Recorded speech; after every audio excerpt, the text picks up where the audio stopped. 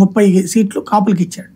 కాబట్టి social engineering లో ఇంతకు మించి ఇంకెవడు చేయలేడు ఇప్పట్లో అన్నటువంటి స్థాయిలో చేశాడు. దానికోసం అనామకులు అనాలేము కొంతమంది, ఇప్పుడు ట్రిప్పర్ డ్రైవరు లేకపోతే మైలవరము ఇట్లాంటి చోట్ల ఏంటి పెద్దగా పేరు తెలియనటువంటి వాళ్లే కదా వచ్చింది అవకాశం. అది అవతల వాళ్ళు ఏమంటారు, అట్లాగే అతని పేరేంటి వసంత కృష్ణ ప్రసాద్ స్థాయి ఏంటి, తిరుమల యాదవ్ స్థాయి ఏంటి, లేకపోతే కనుక సుజనా చౌదరి స్థాయి ఏంటి, ఆసిఫ్ స్థాయి ఏంటి, ఇట్లా లెక్కలేస్తాం. ఇతను మాత్రం జనాన్ని నమ్మాడు.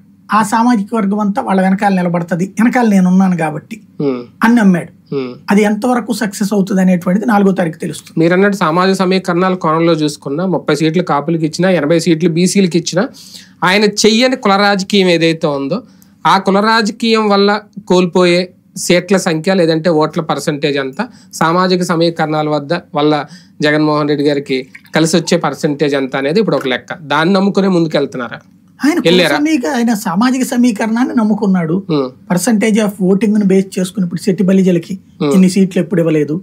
ఇప్పుడు క్రిందటిసారి నగరాలకు ఒక సీట్ ఇస్తే దాని ఇంపాక్ట్ ఉత్తరాంధ్రలో పనిచేసింది. మత్స్యకారులకి మోపిదే ఓడిపోతాడని తెలిసి ఇస్తే దాని ఇంపాక్ట్ పనిచేసింది కదా మిగతా మత్స్యకార ప్రాంతాల్లో.